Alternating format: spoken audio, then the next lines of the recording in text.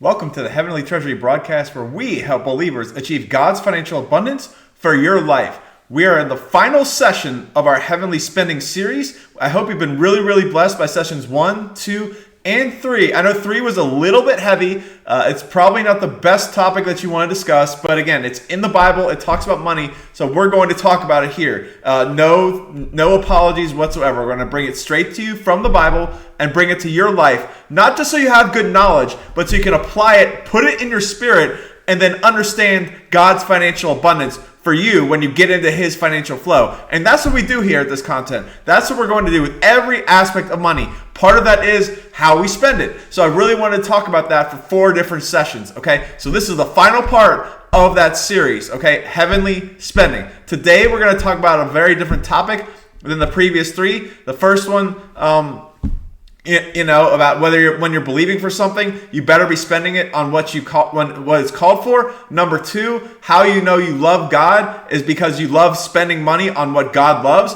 Number 3, we talked about taxes. Number 4, and we're going to finish this off with this: spending is an art.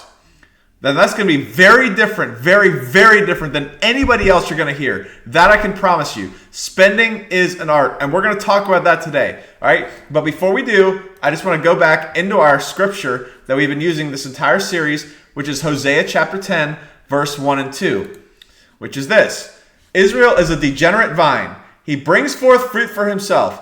As his fruit increased, he increased the altars. And the better his land, the better they made the pillars.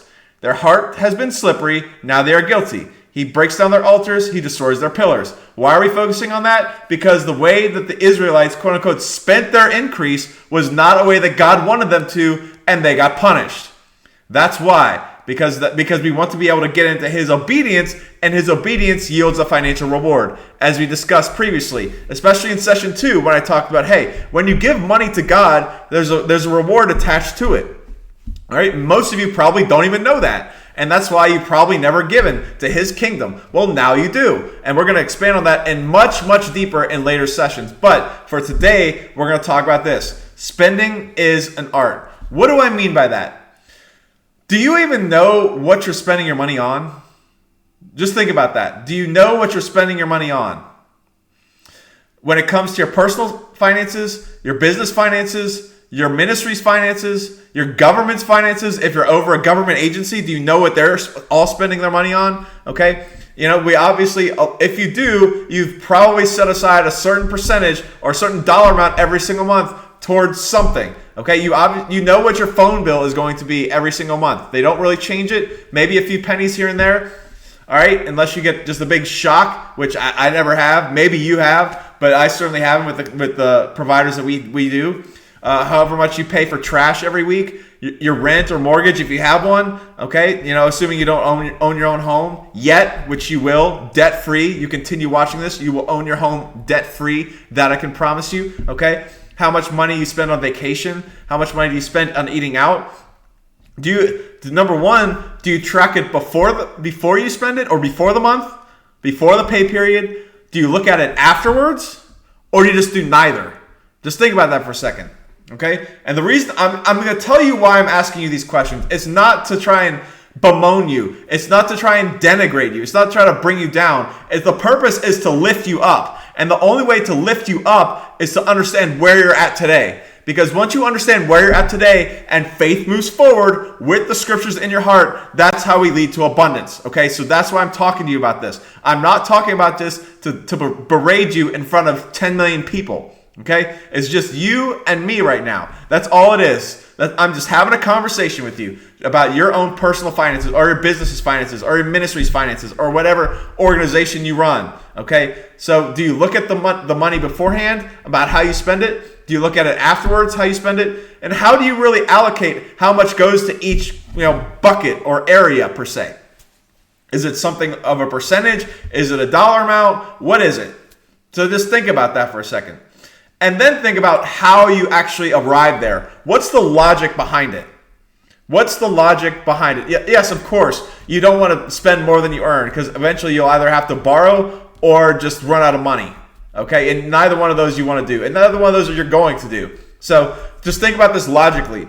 How did you come up with those dollar amounts. Now, of course, if you have a rent or mortgage, that's fixed every single month.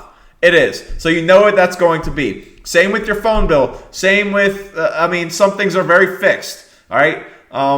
Again, utility bills are usually pretty fixed depending on the seasons of the year. Okay, as we arrive into the winter season, it's going to increase from where we are in the fall because now you're using your HVAC system a little bit more. Okay, obviously that part comes into it. So there are some things that are extremely fixed. There's some things that are a little flexible, and then there's other things that are really, really not flexible at all. Eating out is one. You could choose to not eat out at all and just eat straight from your kitchen every single day and every single meal. Or you can eat out every day, you can eat out every week, all of a sudden, okay? So that's a variable. That's a variable expense, okay? So there's a lot of things like that. If you take a vacation, that's of course a variable expense, things like that. So when it comes to all of those, the fixed ones, the rigid ones, the semi-rigid ones, and the free ones, do you really track those beforehand or afterwards, or even at all, okay? Now, again, I have to ask you, do either you or someone on your staff right now print out your bank accounts and look at them? Do you even do that? Now, some people don't. Some people do. All right, but do you do that? That's a very good question to ask, okay? Because in order to know where you want to go, you have to know where you are now. Now, again, if you're leading an organization and you have people under you that do that stuff, that's fine. All right, that's their job. That's what you pay them to do. That's the problems you pay them to solve, is to know the numbers. So when you call them and say, how much did we spend on this department, they will know to the penny, and they should know to the penny. If not, you better find somebody else. Okay, no flexibility when it comes to this money. There's no gray area. Money leaves, money comes in. There's no, hey, some got washed away. That doesn't happen. Okay, so at some point you better at least know where the things are going and why. Okay, so when it comes to that, do you set the percentages beforehand? Do you set a dollar amount beforehand? All right, and why do you do that? Okay, so again, typically it usually comes from advice you have taken from somebody. Now, every single financier or expert that I have listened to always gives a formula. And there's a reason for that. It applies to anyone regardless of their net worth, regardless of their income. It does. It applies to them. And that's why they do it. Because again, no matter who calls into their show or no matter who reads their book, they can always apply their system to you. Okay? So the most common example is if you're really concerned with your money and your spending and your finances, you've probably heard of Dave Ramsey and his system. Okay? His system is the baby steps. All right, and no matter who calls into his show, he can look at his baby steps and say, hey, you're on this step, or this step, or this step, or this step. That's a very fixed and rigid approach, okay? And again, that works from a world's point of view. I'm not knocking that at all. Because again, no matter who comes in there, you can at least get some direction of your finances. Because a lot of people who call into these experts and write these experts literally have no idea what they're doing. And so at least a formula will be able to give them some direction of where they want to go. All right. Another common example is saying your monthly rent or your mortgage or your housing expenses should be a third of your income. You've heard that before. Okay. So that's another formula, for example. Another really good formula that I've heard is the 70-10-10-10. What does that mean? 70% of your income gets spent on your needs. Okay, 70% gets on your needs, 10% is giving, 10% is saving, and 10% is investment. So a lot of people have used that formula to try and regulate their life per se. And a lot of these do have biblical truths. All right, when we look back at the Prepare to Prosper and the Famine video that we produced, and that content, we talked about being able to save a storehouse for when there is an economic downturn. Because again, not getting back into that video, you can watch it. It's a great video on what you can do right now in case you believe that the economy is just going to absolutely tumble. You can do stuff right now to prepare for that. Okay, but one of the big things it was in that is to create a storehouse. So you have that liquidity available to be able to make those quick transactions that can really profit you significantly when that economic shift occurs. That's why we do that. Okay. So that's one of the big reasons why we have savings of some sort. All right. Now, again, if you've never done anything with your money whatsoever, that's a perfectly great start. It really is. All right. However, once you get into God's financial flow and once you get into his fire for your life, that's not going to work.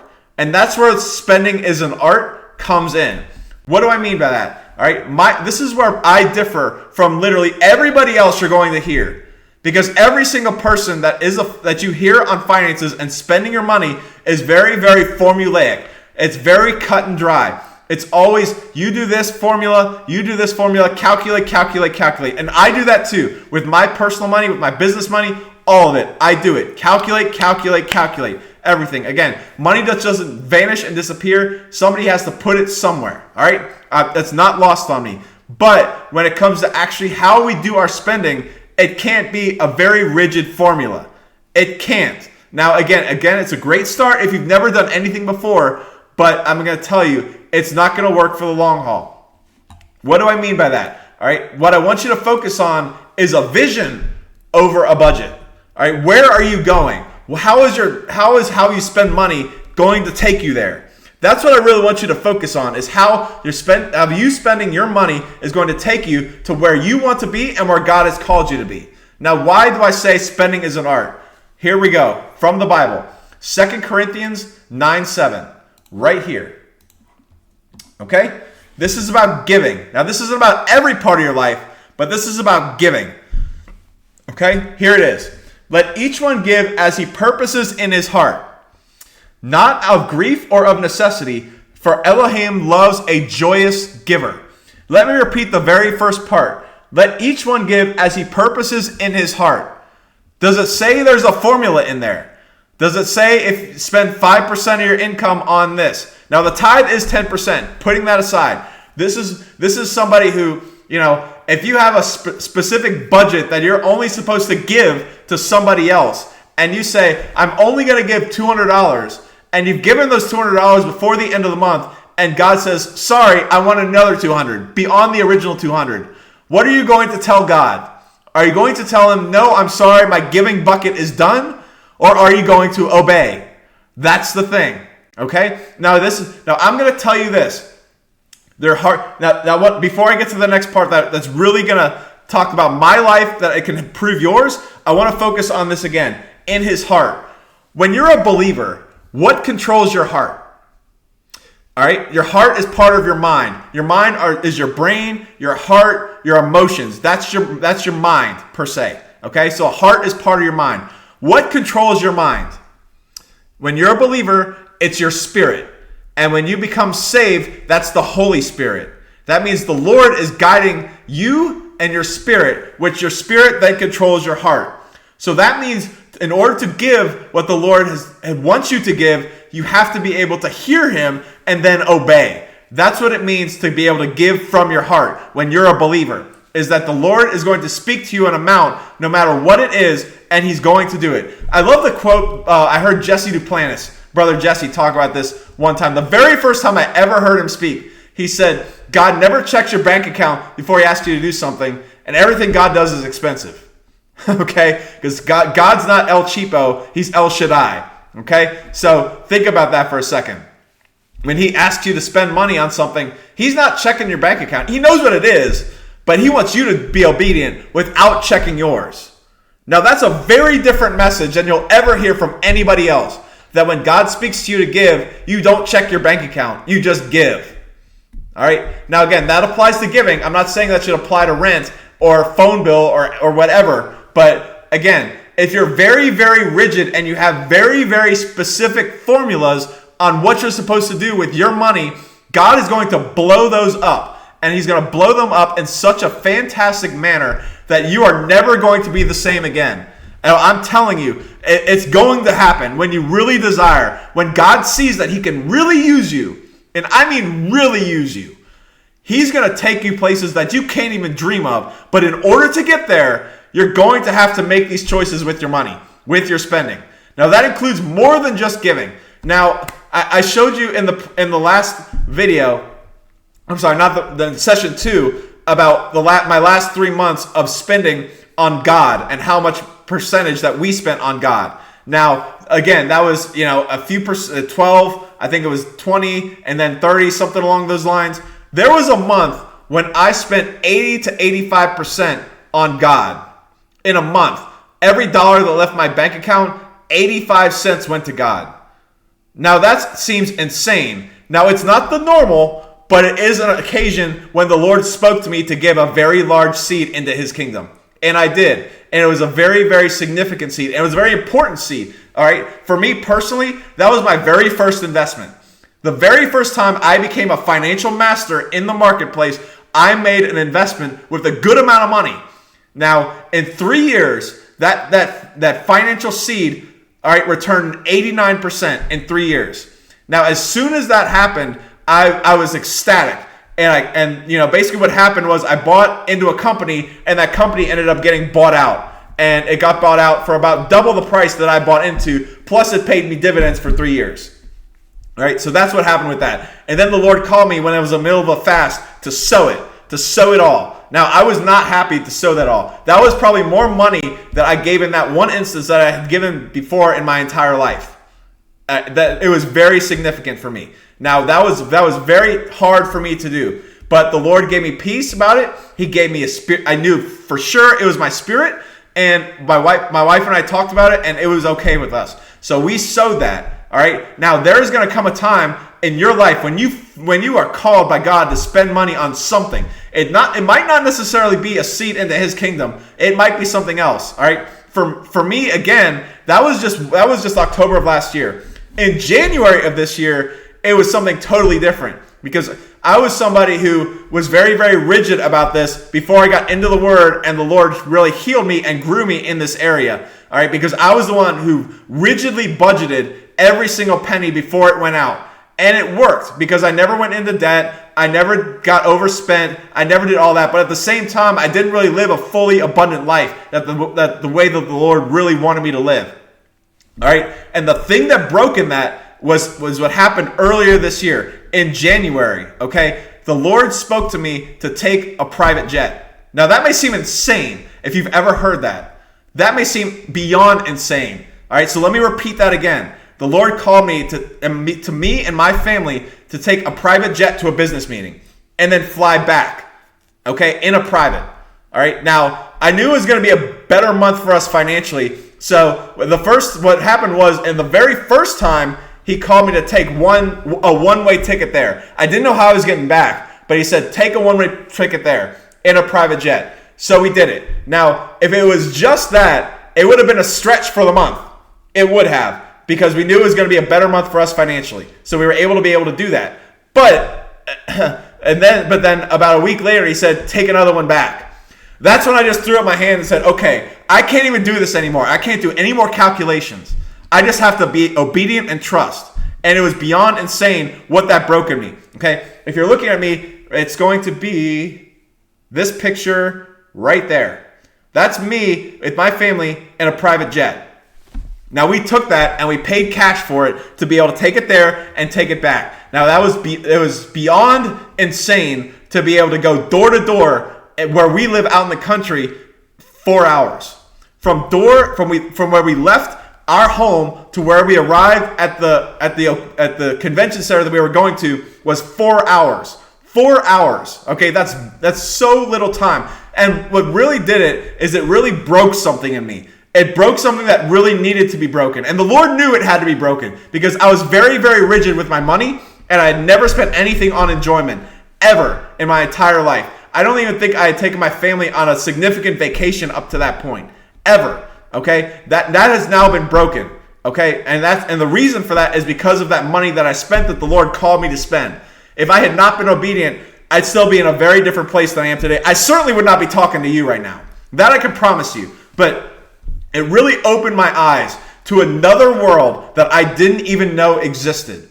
And for those of you who have taken a dream trip like that, you know exactly what I'm talking about. Your level of vision just goes so beyond insane after you get into that level. It's just ridiculous, okay? It is beyond ridiculous. It's even more so than buying a first class ticket. When you have your own plane and your own pilot telling you where you want to go, Hey, where do you want to go? I want to go here. Okay, we'll be there in 2 hours. I mean, I can't even put it into words. It was just so life-changing for me. And I'm not talking about just a good experience. I'm talking about something that really broke in me mentally, that needed to be broken in order for me to get to the next level and to dream even bigger than I'd ever dreamt before. Okay, now I'm not telling you to go do that right now. But if the Lord calls you to spend something, there's a reason for that. And He knows a lot better than you do. He knows a lot better than you do. So you better obey and you better be obedient. All right? That's how you're going to get and stay into God's financial flow of ever-producing increase. That's how you do it. Okay? And that's how you do it. And it's going to be a very, very joyful ride all the way there. It is. Victory to victory, glory to glory, and strength to strength. It is. All right? So again, we cannot be rigid with our money. We can't. If the Lord calls you to spend extra on something, you do it. All right? And again, there's a reason for that. God isn't calling you to spend money because He needs your money. He isn't. I can't stress this enough. I can't stress this enough. All right? He's not calling you to spend money on something or give money because He needs your money. He doesn't. He needs your heart and He needs your obedience. And with that heart and obedience to Him, there's a significant financial reward attached to it. Significant reward attached to it. All right? Even another example. I had a few months ago previously where I had set a certain amount of money to pay down a debt. All right? I did. But again, the Lord said, hey, I don't want you to spend that money on paying down the debt. I want you to put it over here. I want you to put it over here. And I did it. It was difficult because I really wanted this thing to be gone. But the Lord said, no, put it over here. And guess what? He's got a special plan for that money put to where He wants it. All right? Because again, He knows that there's a blessing for obedience. So again, He's giving you every opportunity for you to be obedient because there's a blessing. He wants to bless you. He wants to give you increase. He wants you to live a fruitful, abundant life. He doesn't want you to be poor. And the way you do that is being obedient to Him and what He wants in your spirit. It's okay to know where your money is going. That's business. All right? That's smart. I do it too. But I don't use that to be absolutely rigid and dictatorial about my spending. I don't. And you shouldn't either. Because again, if you're somebody who has never spent any money on fun, God's going to call you to spend a lot of money on fun one day. And it's going to hurt. Now you might think that's not going to hurt, but to the right person, it's going to hurt. It will. But again, there's a reason for that. It's going to break something down in you, and then the Lord is going to build you up from there to being such a wonderful, better person than you are today. All right? So again, part of entering God's financial flow is being able to hear the Lord and spend the money where He wants you to spend it. If He's telling you to do that. All right? If He's telling you to do that. All right? So, again, it's smart to have the storehouse. I've talked about that plenty of times. We don't spend more than we earn. All that's great. All that's good. I'm talking about the rigidity of a specific formula every single month for the rest of your life. You can't do it if you're going to enter God's financial flow. Why? Because there's a blessing for obedience. He doesn't want you to be rigid. He wants you to be fluid. All right. What do you think Abraham did when God said, leave your father and mother, leave all your family, and travel across the world, basically, into another land? What do you think Abraham did? All right. That's what most of you would do. You would just throw up your hands and say, no, it's not for me. Go find somebody else. Well, Abraham didn't. And guess what? His descendants are as numerous as the sand on the seashore because he obeyed. That is a blessing for obedience. Now, yours is going to be financial. Also, when He calls you to do something with your money, He has a specific reward in mind. When He calls you to do something with your money, He has a very specific reward in mind. He does. So obey, obey, obey. No matter how difficult it is. No matter how ridiculous you think it is. All right? I mean, I have heard things from the Lord to do with my money that I thought was ridiculous. But again, in the end, He was a lot smarter than I ever will be. So He knew exactly what would break in the other person to be able to elicit a sort of response that was a blessing back to me. That's what it's going to be. Okay? So again, He has to be in complete, total control over your finances. You can't put money over Him. And this is something that most believers will never step into. It is literally for some of you, this could be the last step into really taking off. It really is. I'm really feeling it in my spirit right now that somebody watching me this is the last step that you have to take in order to take that next step and elevate to where God wants you to be. And when you elevate, there's an elevation in your finances as well. So I promise you, be obedient.